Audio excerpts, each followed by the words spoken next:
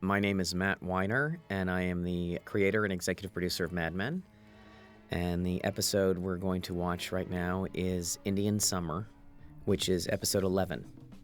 And it was written by Tom Palmer and myself. Hello, this is Elizabeth Moss, and I play Peggy Olson. Tim Hunter's wonderful. He directed quite a few of our episodes, and there's a reason for that. He's very, very good. I enjoy working with him very much. He's very sweet, almost sort of soft-spoken, but very funny, and really gets the show. I think that's just the qualifying factor for a director for our show, is they just have to get it. Mail this for me today. We were at a point in the season where I had spent all this time telling the story about Peggy getting fatter at work, which I thought was a pretty amazing story, and we'd gone to all this trouble to get the weight right and the makeup right. And then this, of course, this is Adam Whitman, who is Don or Dick Whitman's brother. And this is the cruddy hotel that he lives in that we've seen in episode 5 and 5G. We haven't seen him since then. And the storytelling is done here, obviously, with mystery. We don't know what's going on. We know Don gave him $5,000. And he, of course, looks worse for wear, even though he's wearing a suit. And now we know what's going on. So here we come to Peggy. She's got her fat makeup on, which is pretty amazing. It's a lighting challenge. It's a makeup challenge. She's in her fat suit. And I worked all this time to talk about someone at work who's getting heavier and how that's her response to being sexualized. And we never really paid it off. And I was like, oh, my God, I've got to do that story. I have to pay it off. So here she is at work. She's eating.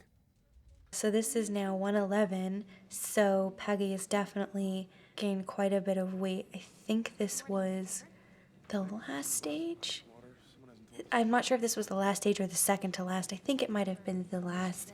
And I'm starting to wear the prosthetic makeup.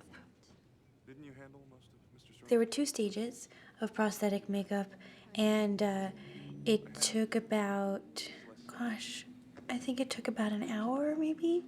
It took at least that long to get it on. And the makeup artists who did it, the special effects guys, were absolutely fantastic. So good and so nice and so sweet. And they did an amazing job. It's not easy to do, to make that kind of a thing look realistic, and especially to make it look good after 12 hours on set. And they did such an amazing job. So there were 2 stages of it. There's, I believe, 2 episodes in the first stage and then 1 episode in the second stage. The makeup was so good. There was actually 1 more stage of padding that we decided not to go to because the makeup did the trick. And it was not easy, for sure. It was uncomfortable, but it looks amazing, and it really does the job, and it really makes her look like she has gained weight. And it was Matt's idea, I believe. Better you. Well, that helps a little.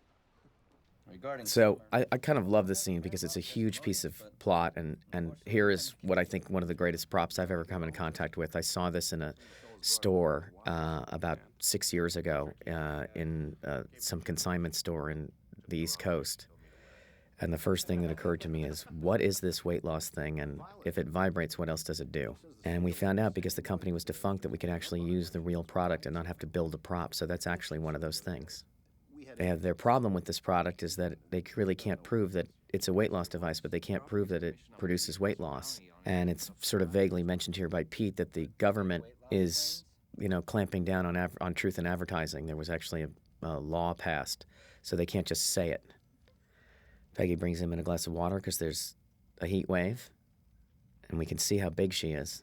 And I think about a month has passed since Long Weekend. She's obviously losing. It's funny because from the first episode to now, personally, as an actor, I had changed so much in regard to how I felt with wearing the padding. The first episode, I was totally freaked out and didn't like it. I was very self-conscious. It was uncomfortable. I did not like it at all. And now I was so used to it. I was totally fine, felt totally normal to me. It was hot for sure. It was not comfortable physically, but just emotionally, I was totally fine with it. And it's funny, walking around like that, you kind of get rid of any body issues that you might have. You kind of tend to, it's hard to explain. I don't know. says. And this idea, believe it or not, this is from the writer's room in my lifetime when there's a woman writer, and there's usually just one, not on my show, but usually there's just one. And whenever something comes up about that relates to females, they always say, well, you're a woman. Of course, for Peggy, it's loaded because why would she be perfect for a weight loss device? It's kind of painful. It's an assignment. Oh, this is great. This is the Relaxicizer, which is a real object. I don't know what exactly you would call it, but it's a real thing. Somebody gave me an old magazine that has Grace Kelly on the cover and an ad for the Relaxicizer inside. So it's a real thing, and that was the real object, not a prop that we made. That's the real thing. And this is a great scene because she's sort of getting more and more confident, like we've talked about before, and she's really coming into her own. It's one of the rare times I get to wear my hair down. I never even got any. I had some people. So there are two things going on in this scene. One is that Peggy's eating everything, which is kind of funny. The other thing is I have work to do. that Peggy works when she gets I home. don't know why you do that. Her ambition is one of the most endearing things to me about her. She's always reading and she's always working and she takes this stuff seriously. Now, the humor in this is pretty obvious. You have this amazing prop. Don't just throw it away. Let's really see it. She doesn't know what it does. That's really the device. I love doing this scene because there's no dialogue. I have quite a few scenes like that during the season where there is no dialogue, and it's really fun as an actor to do because it's like silent film almost, and you just have to do everything with physicality. And I loved doing it. This day, I think I had maybe 3 or 4 scenes without dialogue, and it was like acting in a silent film all day. It was really fun. And this scene I just did exactly as written. And look at the padding on her. It's just really amazing at how transformed she is. And this was all in the script, that she would slide it on under her nightgown, that she would be wearing a frumpy nightgown. She turns it on. We added some sound effects to the device. It doesn't make any noise. And she gets a sensation from it. And this was in the script, that she would stand up and take it off and kick it with her foot and stare at it. Like, what have you done to me? What was that? It's so fun as an actor when you get to do those kind of things. Now we're back at our heat wave. Fans on. Betty's alone in the house, and there's a noise. This is really about her being alone. There's no one to take care of her. She's said that a few times during the season. Empty bed. And where is her husband? And this was a tough thing to do because I realized that Don really has feelings for this woman. And it was hard to figure out how to write it because I understood as a man what it's like to have an infatuation with another person, but I've been married a long time and I really have never been in love with anyone else. And I felt Don had to be in love with her, and I resisted it at first. I don't think about it. And Rachel tells him that she's thinking about it all the time and thinking about them being together. And what comes up is that he hasn't figured out what to do yet with his wife. And that's sort of his story in this. We are together. Is there a future for them? And he sort of suggests, as lovers do, especially married men, that there is a future. Where it goes. Right, it's a fantasy. She's even embarrassed to ask, is there more? It's not. They were just together the last episode. I'm right where I'm supposed to be. And she resisted him. She really didn't want to be in it, and now she's just in it.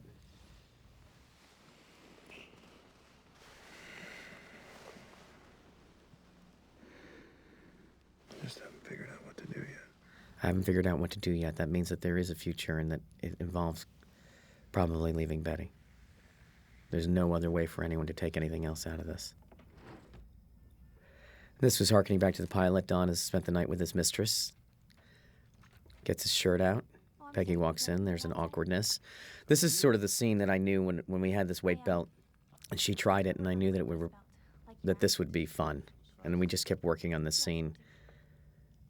I kept working on this scene to make it the maximum embarrassment, which is that there's a social thing where Don's her boss, and he's pushing her on it. She doesn't want to say what it is because it's so embarrassing. Him getting dressed helps the embarrassment. So that's obviously a throwback to the pilot with him changing his shirt. This is a great scene because it's one of the only times that you see Dawn slightly flustered and a little embarrassed. And it was actually kind of a difficult scene to do because there's a dynamic here that neither of us were used to playing with Peggy and Dawn, this sort of being embarrassed in front of each other kind of thing. But it came off really well.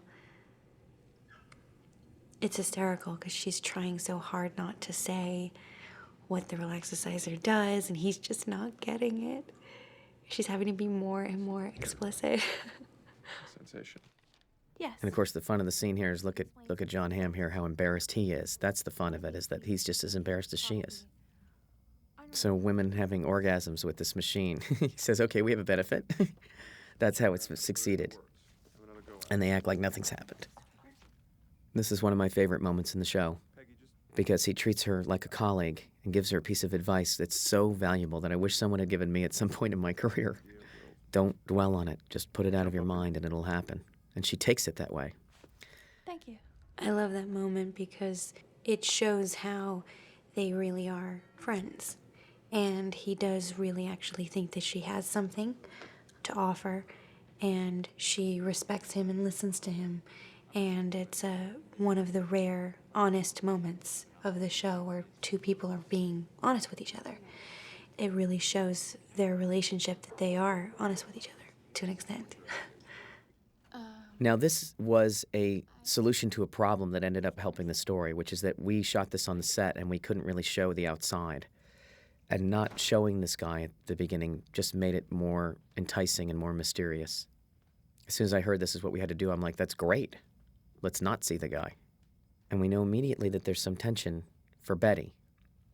And what the scene was about to me, and I think January did a great job on it, and this guy did too, was that there is all this tension for her. And there's nothing for him. He's selling an air conditioning. This is what it's like when you're lonely, and the tiniest thing in your life can set off a fantasy. Many units. It's a big deal for her to be alone with this man in her house. She tries to disarm it. She says, I'm married. To a salesman. I'm sure My husband's a salesman. Don't try to sell me stuff. however long this Indian summer is going to be. Can I come back when he And this guy is a good salesman. He does not give up. here or in your living room? We wouldn't even have to alter your window. We could just cut a hole right above it. You see this gap? And everything he says to her is loaded with sexual energy for her. In that little space. Yes. And there's a science to how heat patterns work. Now, what you need is a unit. It's about a here heat patterns, downstairs in and your bedroom. That's if you have the right. of course they need one up in the bedroom. That would be nice. I could take down some numbers, measure everything, write up an estimate. He's making a sale, Discuss with your husband when he comes home. and for her, Yeah, I guess that would be okay. this is the event of her day. But as she realizes she's going upstairs, this is becoming more than what she wants. She's actually too uncomfortable with it.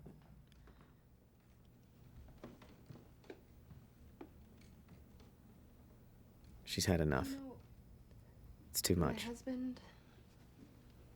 I think he would rather go to Sears. That's what you want. You should go. And there's great I could just subtext guess in here what because we know she's lonely and we can see that something's going on for her. And this guy keeps going about his business. And then she kicks him out of the house.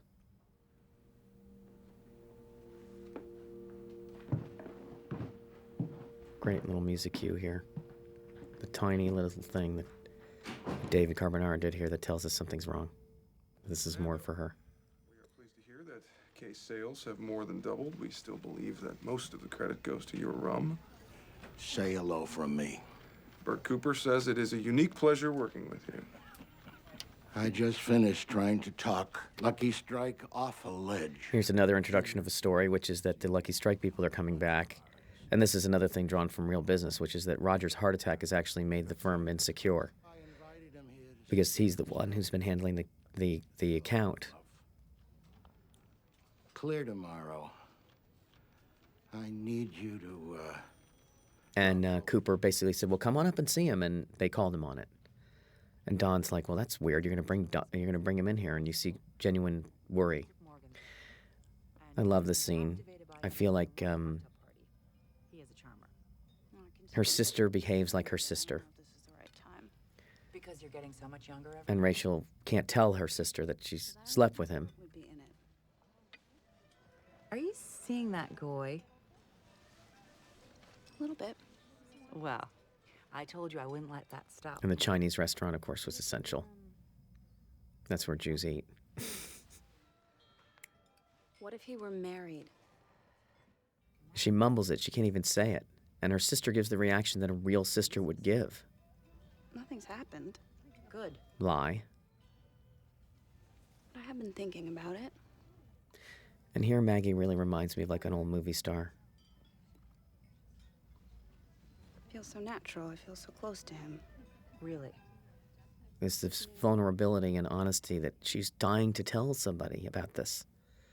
Even in this context, even with the judgment. Nothing's gonna happen. All I know is what I see in the movies. It's magical, and then they start talking about him leaving his wife, and then he doesn't. I saw this one where the husband gets the woman pregnant, so he kills her. You don't want to be that woman. I think she's thinking of A Place in the Sun, and it's not a husband, but... Go ahead. And here you have a nice little irony with the fortune cookie, and they really feel like they're sisters. They're not overly warm to each other, but they have an honest language, and Worst enemy. everything that's embarrassing about it and that's dangerous about it, it's sort of out in the open. That's a heat wave. Don hasn't been home. Now he's home tonight. And this scene is really interesting to me because January has this thing, it's not in the script, where she rubs his chest when you know it's like an overture to sex.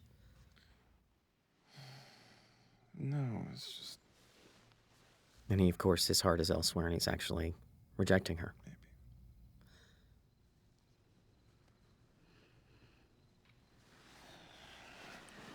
It's too hot in here anyway.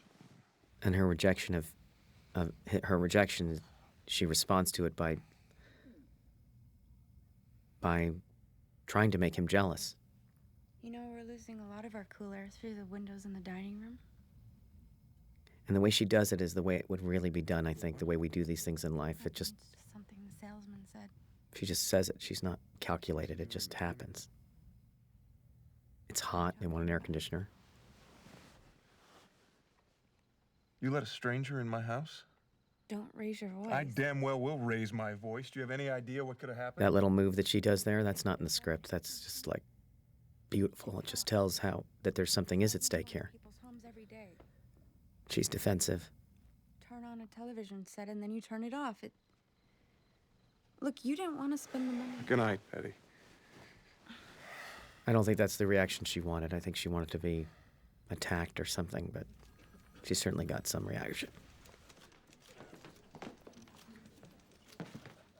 Now, this was tough because we wanted him to look sick, but not too sick. And the truth is John's a very healthy-looking person. He's got a very warm skin tone. He spends a lot of time in the sun.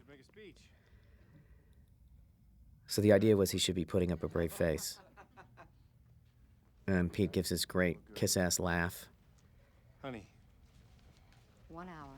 It's all And this is really, and you know, that his wife would really be concerned about him. She knows where she knows what's going on here, but she's not happy about it. I shall be both dog and pony. I mean, this is a man who just had a heart attack at minimum a month ago. He should not be there. Looks like death. I know. His hair and his skin are the same color. Not really. I think that's great because Pete basically tells the truth. They say what you're supposed to say. And here he is. You get to feel his real emotions. He gets back in that office. That's where he had the heart attack. You can't pretend like that, like everything's normal. Now, this scene, I don't remember, I think Robin might have come up with this, but we knew this was almost the whole thing for this, that the episode was built around this to some degree, I will not lie, was that he would need to be made presentable. And then he says honey to her, and they both react to this because there's been no indication in the past that they have a relationship. But the scene of her having to make him up alone so that he can go in and fool the cigarette people into thinking he's healthy. We knew it was a moment. It's the first time they've seen each other since he was sick. I don't know if I can handle it. He, of course, had a heart attack in the arms of another woman, but it doesn't mean anything because she does have feelings for him. Because that's who he is. She's a very special character. I mean, so is he, but We should have done this for Nixon. Before the debates. Ah, the arrogance of that king. that's the only reference we make to the debates. I think people thought we were going to do it on the show, but I love the idea that it just passed by the way it did in real life. All the analysis of the debates and how Nixon lost it at that moment really didn't happen until long, long after the election, or at least months after the debates. I missed you too. Oh, Joey. Look at that mouth. He expresses his affection for her, and I think you expect him to say something so profound and so warm to her. Rouge is too dark, but I have this light lipstick. You gonna draw freckles on me too, like Raggedy Andy? Look, I want to tell you something because you're very dear to me. And I hope you understand it comes from the bottom of my damaged heart.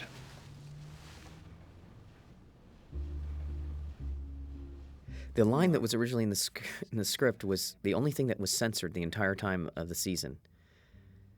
Instead of saying, I'm so glad I got to roam those hillsides, Stop it. he said, I'm so lucky I got to be inside you. I've had a lot of time to think about And I thought, well, this is a pornographic line, there's no doubt about it, but it's something that only adults can understand. But to tell you the truth, I liked the line that they made me change it to tell you the truth. I mean, I wrote that line. But what you got is that this is a man who almost died, That's not what I wanted. and he's seen his life in an existential reality. We saw him embrace his wife and everything. We saw how he doesn't want to die. But here he is a month later, and he's looking at this woman and saying, you know what? I am so lucky I got to have you. And David Carbonaro did a great version of their music in here that I think just makes the scene really poignant. And I think everyone feels like Roger. Now, Francine, who's been pregnant the whole time, has had her baby. We didn't have to live through that. And I had originally put in here that she was breastfeeding, and everyone pointed out that nobody was breastfeeding in this socioeconomic group at this point. It was really considered third world. And Annie is fantastic here. Poor thing. You can tell she's already Actually gets hotter at night. already Did you think about buying an air not happy about having a child. man yesterday? Is that what he was selling? He looked like one of Carlton's squash buddies. Made me sorry I answered. Of course, she's smoking in the nursery because getting up and leaving would wake the baby. Started measuring things. And Betty's just John was not happy about that. thinking about what she said. No. And she reveals this, which we know from Don's reaction, that letting this man in the house is a big deal. She said, Carlton would break my arm if I did it. It was foolish letting him in. Don was as violent as we've seen him, physically threatening to her, other than the time that Roger hit on her in the kitchen. Why would you tell him? Why did she tell him? It just came up. Because she's being ignored. I wasn't thinking. She wanted to make him jealous. What do you think? And she lies to Francine and says that he was jealous, when in fact, He's very protective. see, she turns it into something positive. And her ability to lie to herself like that denial, that's something that's going on the entire season. I like it. Here we have John Cullum, fantastic actor, was in the pilot. It was great to bring him back. It shows some consistency to this world.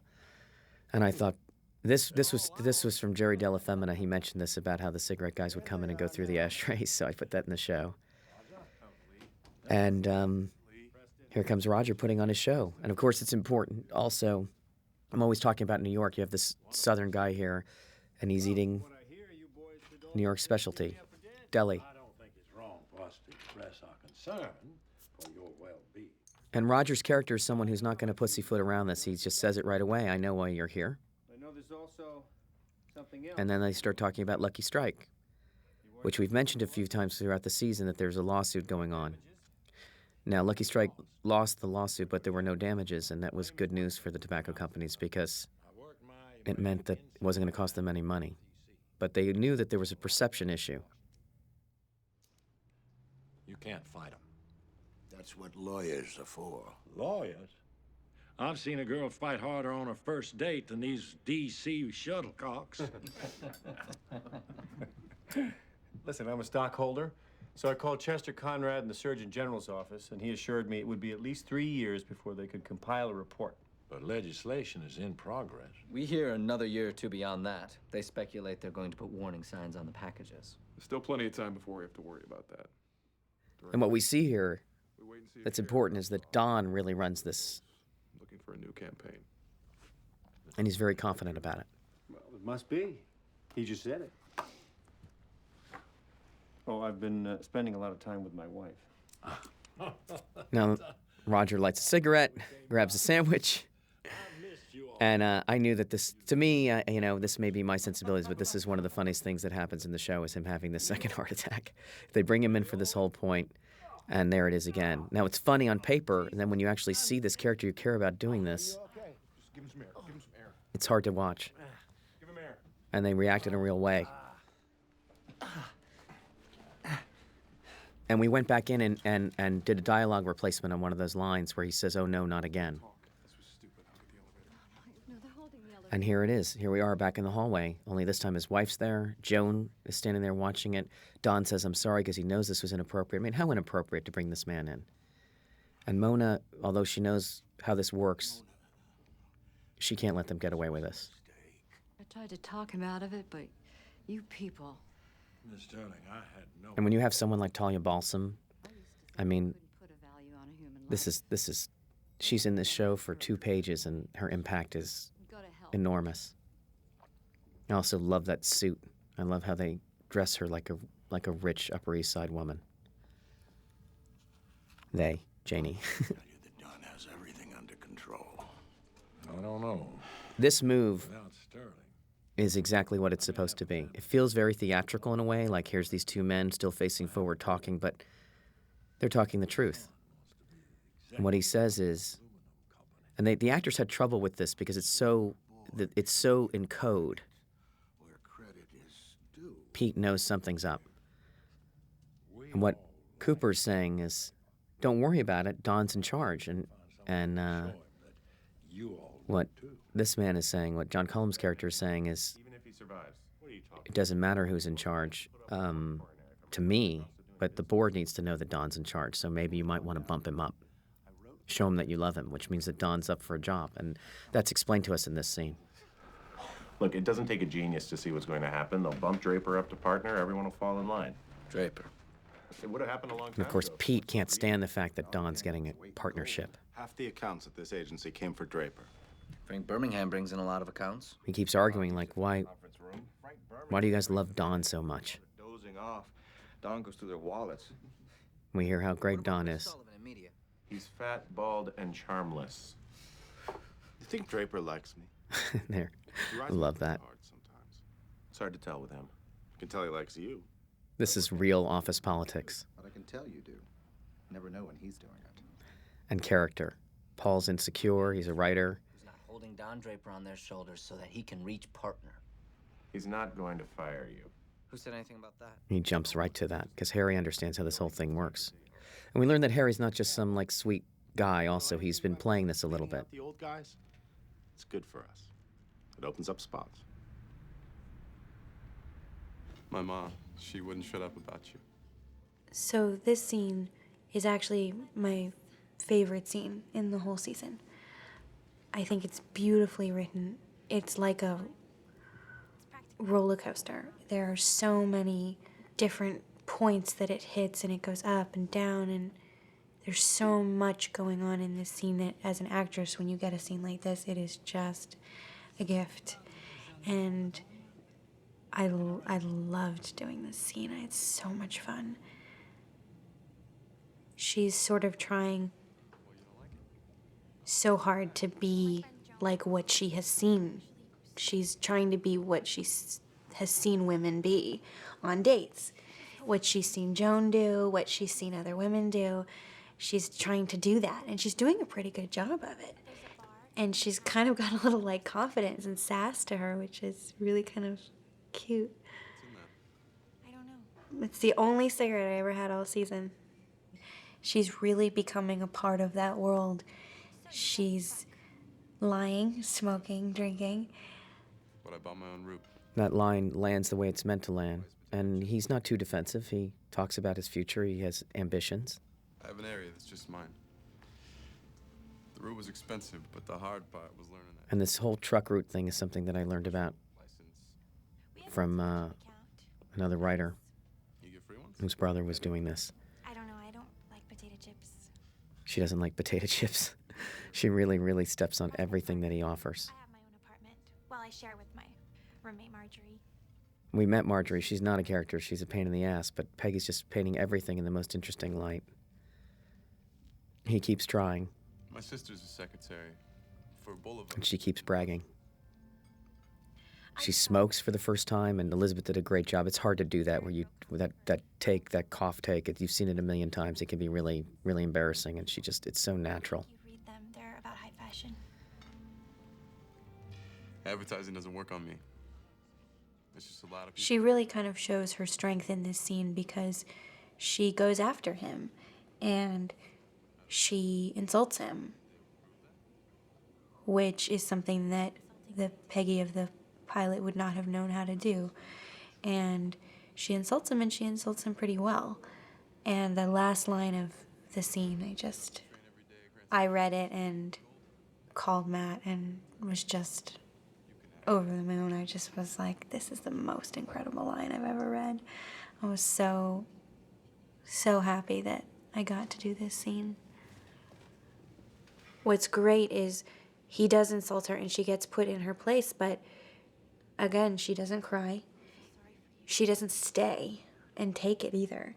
She gets up, gives him a great line, and leaves. It's really shows how far that she's come and where she's going. They want things they haven't seen. I love that line. Love it. That's pure Matt. That's pure Matthew Weiner, that line. Yeah, that's how she shows that she's different. She might go out on the date and smoke the cigarette like she's seen the other girls do, and drink like she's seen the other girls do, and talk like she's seen the other girls do, but she's different in the way that if she's insulted like that, she's not going to sit there and take it, she'll leave. And here's Don's in his office, as in episode 2. And I really wanted him to talk to Dr. Wayne just to keep it up originally, just so we'd know at the end when the phone bill came in episode 13 that he was talking to him from the house. But what the scene really became about, and it's funny, because he has the attitude about psychiatry that a lot of people have, but what's really amazing about it is that thematically what it's supposed to be, and I don't know if anyone understood this other than me and Tom, but it comes across, is that he wants to leave her, but he wants her to be on her own 2 feet. And her outburst about the air conditioning man and everything and letting this guy in the house, her behavior, her childish behavior, makes him feel like he can't leave her. Thank you. That's why he calls the doctor, in my mind. And of course, the psychiatrist's solution is more psychiatry, which Don laughs at. So here's Peggy's presentation. And all of this is scripted. She comes in, there's no chair for her. There's no chair. They're all waiting. It's business as usual for them. Pete's hoping she'll fail. We know that. She's anxious. And of course, we know what the product does, so how is she going to sell this? And what I really wanted to come across, and here's a reference to the fact that she's still a secretary. She has to type her own stuff. That's all I had time. So this is where Peggy comes to make her presentation about the Relaxicizer, and it's probably her biggest professional moment so far.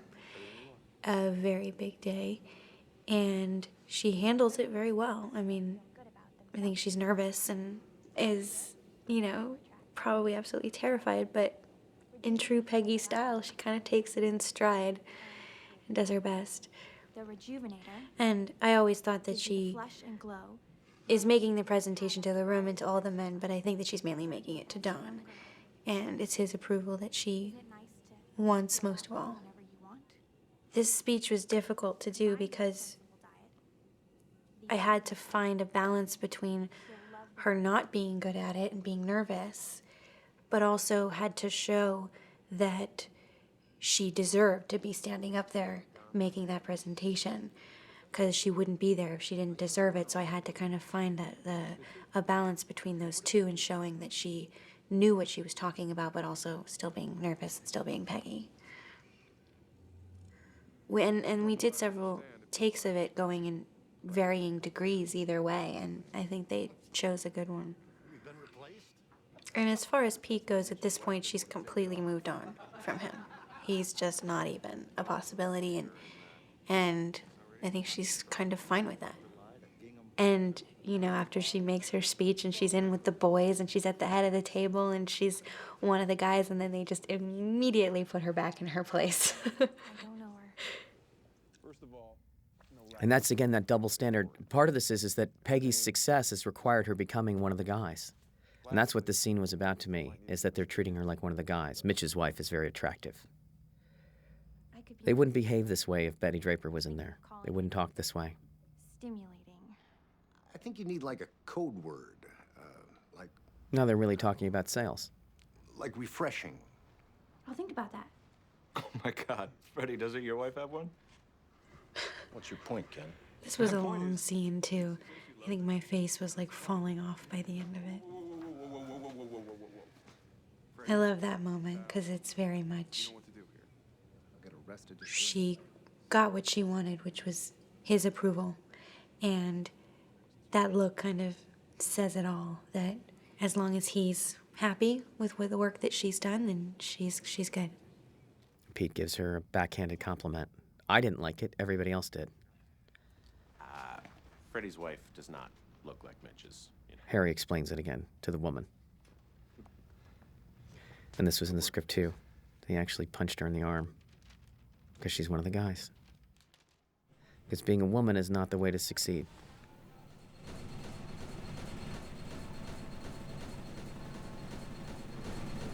I don't think the scene needs a lot of explanation.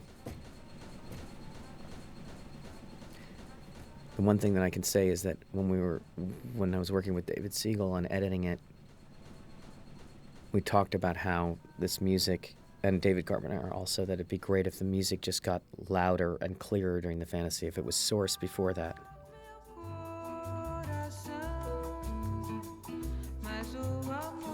And of course, what happens is you have a shot at the beginning so we can place it, and then the rest of this is all fantasy. This is what would have happened when she went upstairs, and how to make this a woman's fantasy and not just some guy's fantasy of what a woman would think. And I think some of it has to do with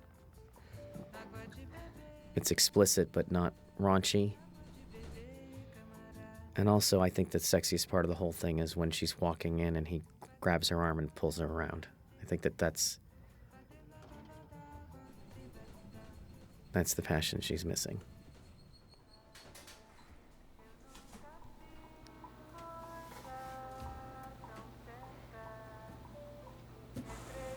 And this is January. This is just something I'm amazed by. She walks in. This was in the thing that she would cool herself off with a fan, but she literally walks in like someone who's just run a marathon. It's really athletic. It's fantastic. And I think it's funny and it's sexy, but it's also very pointed. Amen. It's kind of lonely. And here's Peggy. I don't want to see. This just shows how far she's come from the pilot, from the Peggy who didn't know how to use the typewriter, to walking in and asking for a raise. May not be much, but for her, it's a lot. It's huge. And she knows that she deserves it, and she knows that he knows that, and that's why she gets it.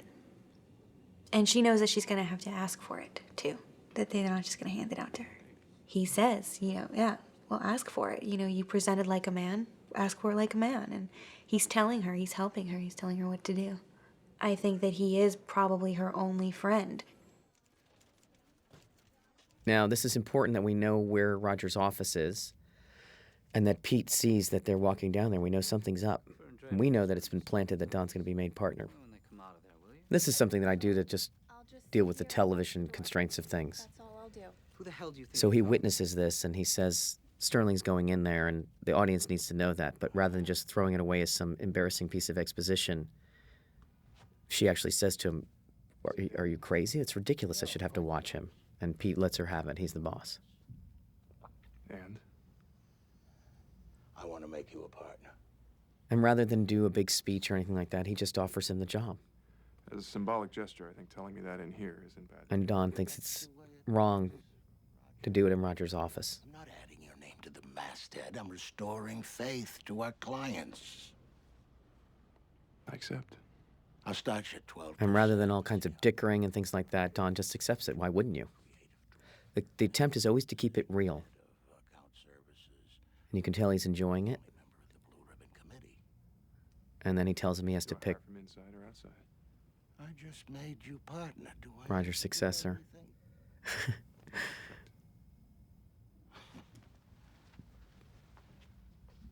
And he says no contract, Beware the nonconformist. which is a strange thing to say because a man would want a contract, but Don doesn't. I love that shot. I'm going to introduce you to Miss Ayn Rand.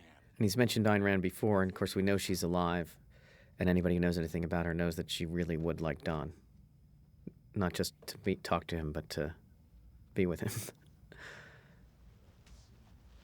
Now here he is. He's in Roger's office, and he's trying it on for size. And Is he dead? Pete comes in and asks, is he dead? Which is the first thing Don said. They're very blunt about these things. And this scene is a scene of Don sort of expressing dominance over Pete, but it's Marty Brennan is head of account services. it's important now that Don gets to make that decision that Pete says that he wants that job, even if Don has to give it to him. I admire your work. I believe you. I hope you do. And I don't think it can be denied that we make a very good team. They make a very good team. They are successful together, but Don has no interest in helping Pete, but Pete has got to try. I hope you're aware that I'd love to throw my hat in the ring. I am now. And he's rejected in a horrible way. Now, there's a time transition that comes in here, and David Carbonaro wrote this great piece of music here. First, Don gives her raise, and he lets her out early, but of course it's nothing. There's a moment of victory for Peggy, and it's important what he says here. Go out and celebrate with your friends. I'm sorry, that's the best I can do at this point. And of course, we know Peggy doesn't really have any friends. But she's okay. She's still happy to go home early and have had a good day at the office. And that really does mean something to her. Can I tell her? And Don knows exactly what she's talking about when she says, Can I tell Joan? He knows exactly why she wants to tell him, and he approves. I think one of the reasons, too, why people thought that maybe I actually was gaining weight, me in real life, was because we didn't make a lot of references to it in the show. There were comments made by other characters, but there weren't scenes of me eating by myself at home or, ordering lots of food or anything like that. It was really subtle. And I think that's why people kind of got confused as they, thought maybe that was really happening. I love the way he does this. Totally wasted.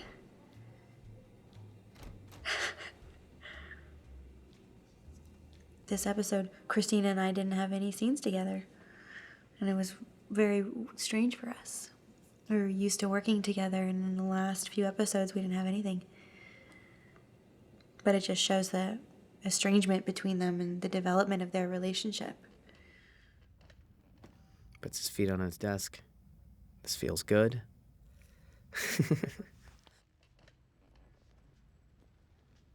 And of course, it makes sense that he would pretend to be Don because he's just been caught doing something embarrassing. And we've done a lot during the season to show packages coming in and what Peggy sees and what Peggy doesn't see. And when the mail comes in, you also see then that prop that Donald Draper spelled wrong again. We know that from the beginning of the show. And I love this shot. This is Hitchcock to me. Tim, it's just amazing. We know what's in that box. Well, we don't know, but we know that Pete shouldn't have it. So, this is my dad. sort of kicking my butt lovingly and saying, back away from the set, you'll burn your eyes out. And we didn't even notice he was home. We were watching TV. And he comes to see Betty, and he's had a great day, too. She's had a strange thing, but No. things have been strained between them. And here's what's interesting, is that she never knows when he's coming home. She lives on that. But there's this thing between them because of her outburst with the air conditioning guy. Oh my God, Don. And so he tells her the good news, and the kiss is awkward because they're in a fight. Don, you were right about letting people in the house. And she submits. And he stands his ground and doesn't want to talk about it, which is the way he deals with everything. She kisses him, everything's okay. And of course it's not. And I love this gesture. It's in the script, her running her hand down his arm and grabbing his hand. Probably be snowing in 2 weeks. And the heat wave's gonna break, and she gives him this look like everything's not okay, is it? And goes to the fridge. He knows it's not okay.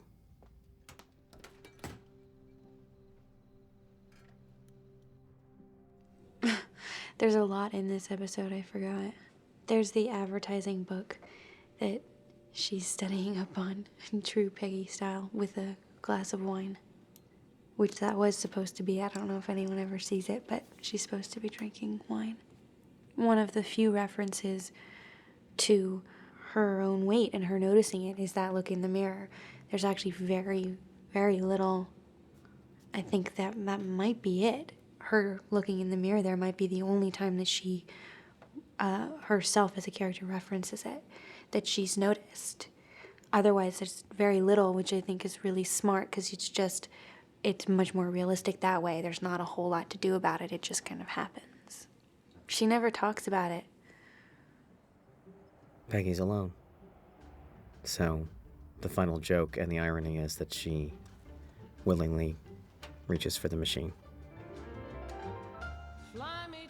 And of course the song it's fantastic. David Siegel found that song, the editor, and what I loved about it too is it has this bossa nova thing at the beginning of it that reminds you of Betty's listening to bossa nova classic, actually. An amazing song when she's with the washing machine. And then of course Fly Me to the Moon. But basically it pays off this idea that Peggy's weight gain has been psychological on some level, and she's become a man. And they treat her like a man, and they take her work seriously because she's not sexualized anymore. And that is episode 11, Indian Summer.